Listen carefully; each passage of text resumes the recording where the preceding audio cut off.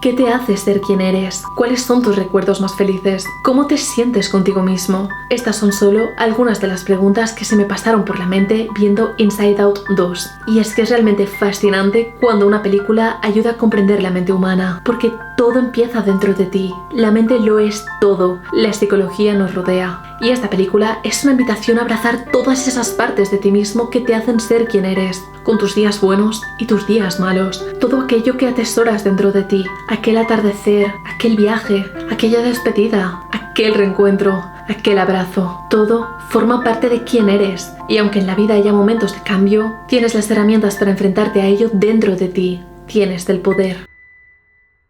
Hola, yo soy Isis, una psicóloga forense apasionada de los videojuegos, el cine y las series. Y me encanta aplicar mis conocimientos al análisis de personajes. Ahora puedes apoyar al canal haciéndote miembro o uniéndote a mi Patreon. Tienes los links en la descripción. Muchísimas gracias a todos los que me apoyáis a través de esos medios. En especial a José Manuel Garrido, Dr. Black Mage y Sigmar Prime. 9 años. 9 años esperando la secuela de Inside Out. ¿Pero ha valido la pena? Pues en mi opinión sí. Inside Out 2 es una más que digna secuela que ayuda tanto a niños como adolescentes y adultos a sumergirnos en nuestras propias mentes y entender mejor el funcionamiento de las emociones desde un enfoque entretenido y a la vez educativo. Y es que el paso de Riley a la adolescencia conlleva un cambio inevitable en su mundo interno. Pixar ha tomado un enfoque más maduro y complejo al explorar la adolescencia de Riley, utilizando nuevas emociones para reflejar su evolución emocional. Y es realmente interesante ver cómo la película aborda temas profundos como el sentido de identidad o la gestión emocional, manteniendo al mismo tiempo el humor y diversión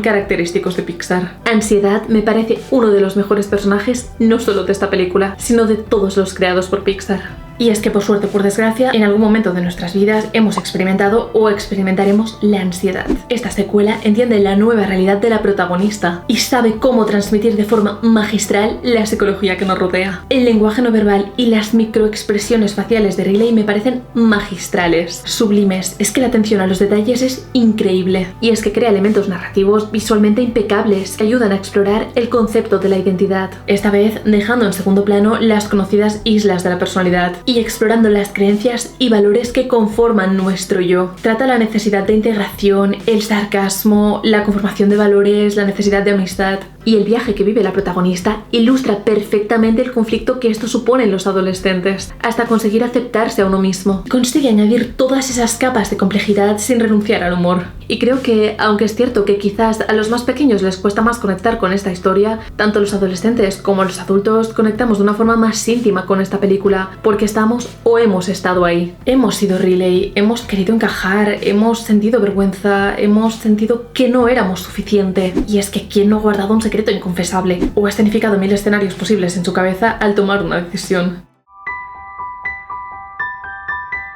Una de las grandes fortalezas de esta película es la capacidad que tiene para personificar procesos cognitivos complejos. En esta secuela se exploran conceptos como la toma de decisiones, la formación de la identidad y la autoimagen, que son aspectos fundamentales de la psicología en adolescentes. Además, se plasma algo que pasa en la vida real y es esa tendencia constante de positividad tóxica, es decir, ese empeño por forzarnos a sentirnos bien, que termina invalidando lo que sentimos realmente. Esto es hasta cierto punto normal, porque somos seres humanos y tendemos a evitar el malestar emocional, pero clasificar las emociones como positivas o negativas es simplista, ya que todas son necesarias dependiendo de la situación. Todas las emociones que están generalmente asociadas al displacer han pasado a ser consideradas como negativas y entendemos que por lo tanto debemos evitarlas a toda costa. Pero esto puede provocar una represión, un bloqueo emocional, conocido en psicología como evitación experiencial. Pero tal y como se nos enseña en la primera película, es importante integrar todas estas emociones, aceptarlas y darles cabida. En definitiva, tenemos que permitirnos sentirlas porque es la única forma de crecer y evolucionar como personas. Porque en la vida hay momentos duros, pérdidas, traumas. Y para procesar este tipo de situaciones se debe pasar por diferentes emociones para poder avanzar. Aprendimos que, por ejemplo, la tristeza tiene un papel crucial en el bienestar emocional de Riley, permitiendo la empatía y la conexión con los demás. Y este es un mensaje muy necesario sobre la importancia de entender y aceptar nuestras emociones, no solo las positivas. Dacher Kellner, uno de los asesores que tuvo Pixar para desarrollar la película, dice que en nuestra cultura somos duros con la tristeza, pero es un disparador de gran alcance para la búsqueda de la comodidad y también de la unión. Mientras tanto, la ira es a menudo ese sentido de ser tratado injustamente y puede ser un factor de motivación para el cambio social.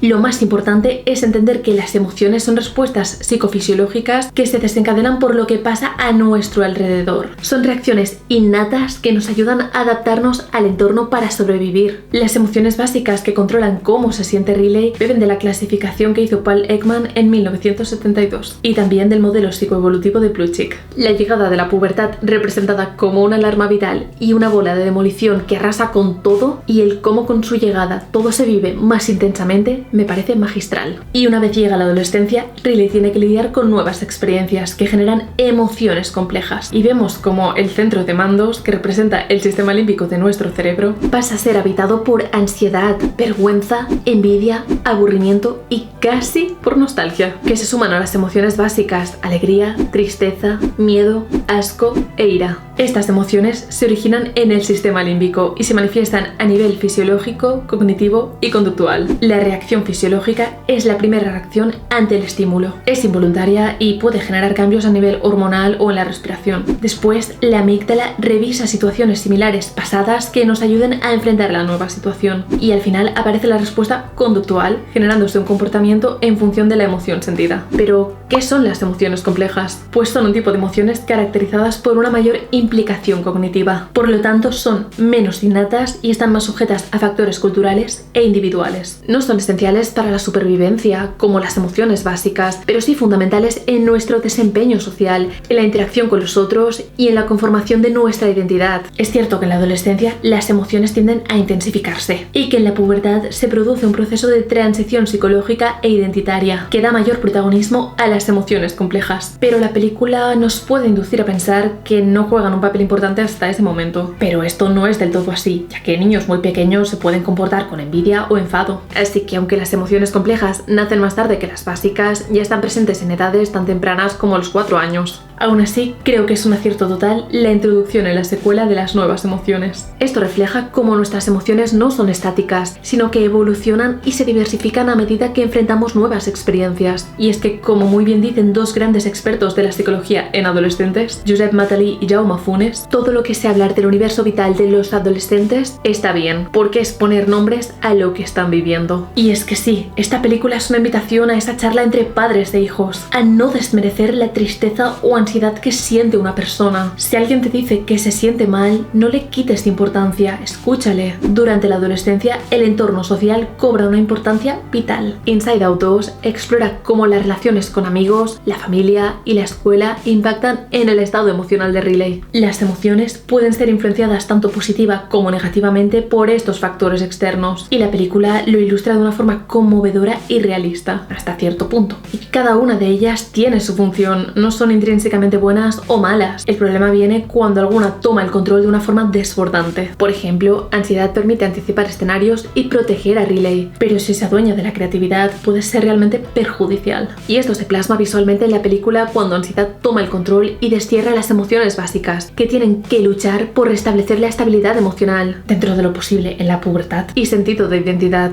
Y este conflicto, este choque entre emociones, ilustra a la perfección lo que es la adolescencia. Puro conflicto con uno mismo, cambios y desarrollo emocional. Desde el punto de vista psicológico, esta etapa se caracteriza por una mayor búsqueda de la propia identidad, la independencia y el establecimiento de relaciones más profundas y significativas. Me parece que el enfoque de esta película es todo un acierto, ya que no es dura o injusta con los adolescentes, sino que se siente más como un abrazo de comprensión hacia todos los que están, hemos estado o estarán allí. Porque el concepto subyacente es el de autoaceptación, porque tan necesario es para nuestro bienestar emocional aprender de los errores, experiencias negativas o frustraciones sin reprimirlas, como estar en paz con nuestro autoconcepto y conciencia, con la persona que somos.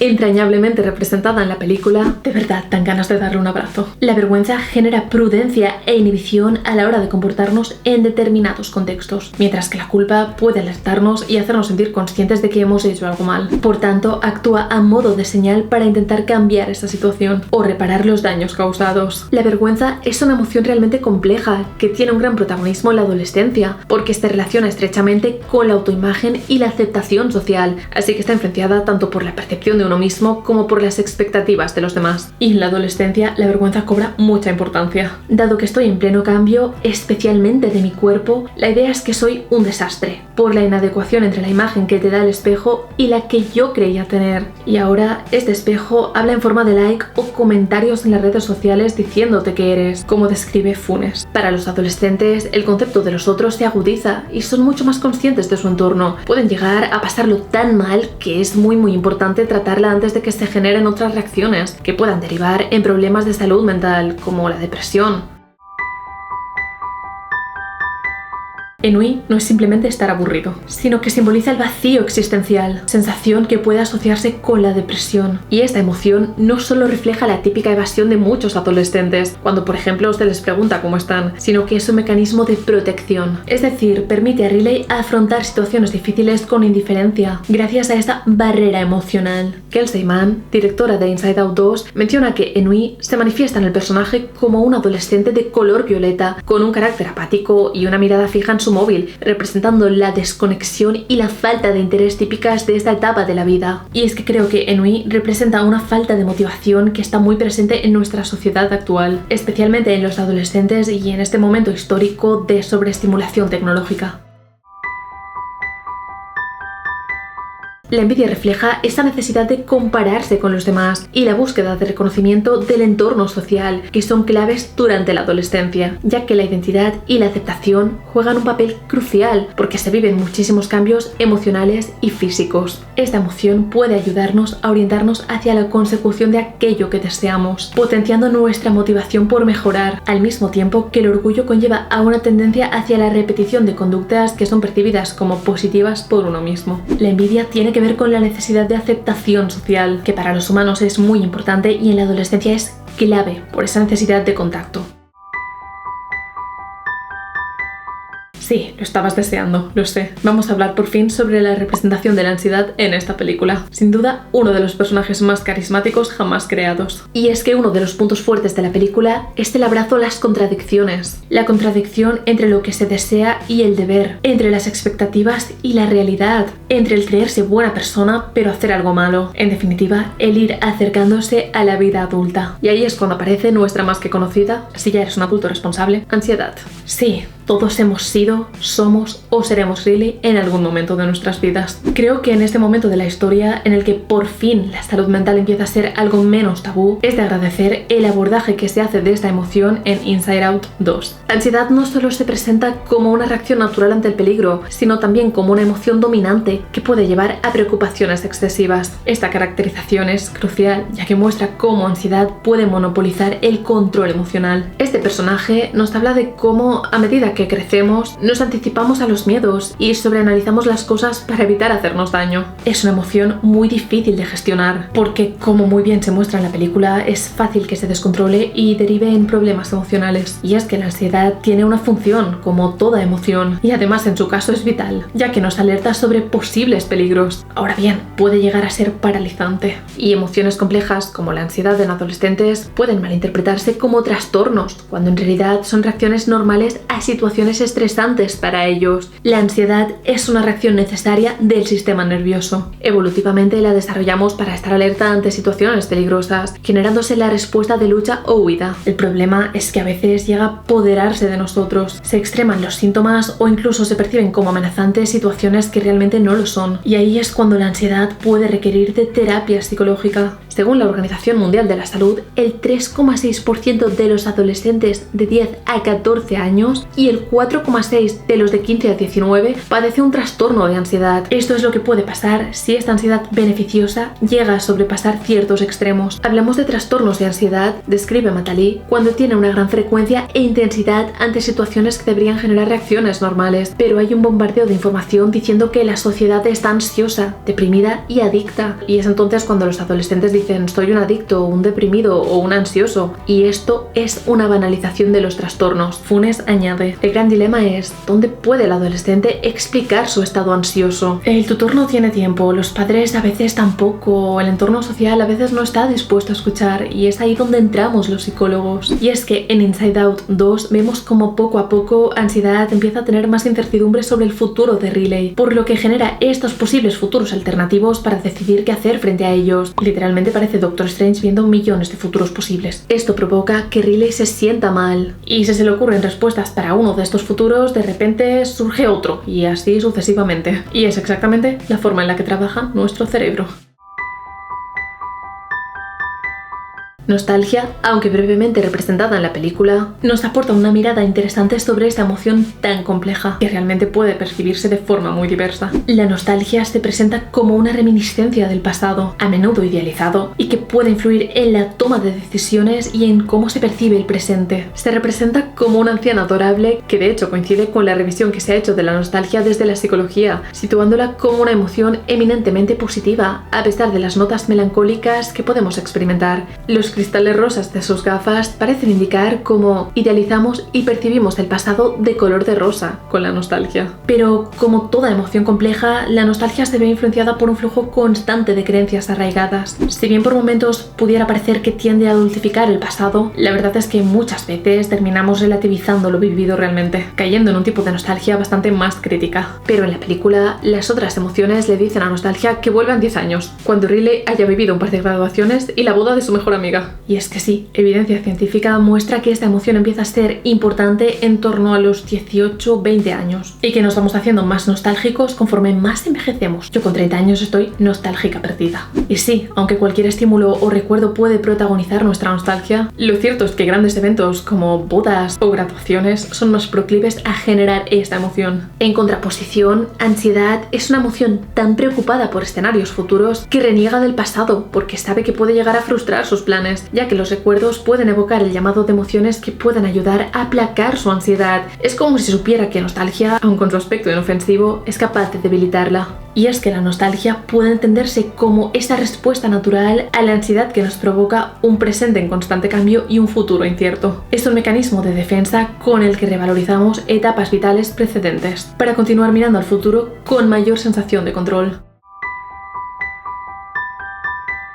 Junto a todas estas emociones básicas y complejas, se trata también el concepto de identidad, una serie de creencias y valores arraigados y aparentemente inamovibles que definen a la persona. Y la película lo ilustra de maravilla. Así, durante la película vemos cómo sus áreas de interés han cambiado. La isla de la amistad es enorme y la de la familia mucho más pequeña, mientras que en lo recóndito de su mente se esconden sus secretos inconfesables y su crush. Toda la exploración de la identidad mediante las relaciones afectivas ligadas a la amistad, la toma de decisiones, la necesidad de encajar en un grupo, la gestión de cambios y el equilibrio en el nivel de autoexigencia está increíblemente plasmado. Y es que tendemos a pensar que quienes creemos ser nos define, que nuestras creencias arraigadas dictaminan quiénes somos, pero la realidad es que con el avance de la vida y la acumulación de experiencias vividas vamos aprendiendo más sobre nosotros mismos y nuestra identidad, que no es para nada inamovible.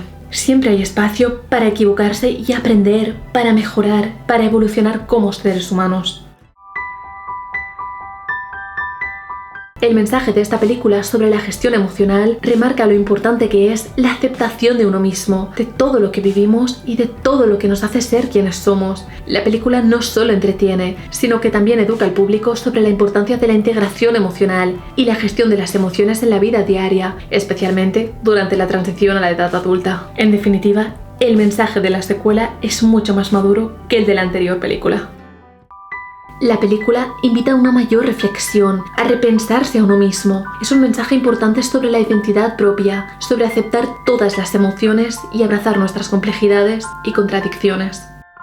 Pero ahora te toca a ti. ¿Qué piensas de esta película? ¿Y de qué te gustaría que hablara en próximos vídeos? Déjamelo en comentarios porque me encantará leerte. Muchísimas gracias a todos mis Patreons y miembros del canal. Vuestro apoyo es importantísimo para mí. Cuídate y nos vemos en el siguiente vídeo. Adiós.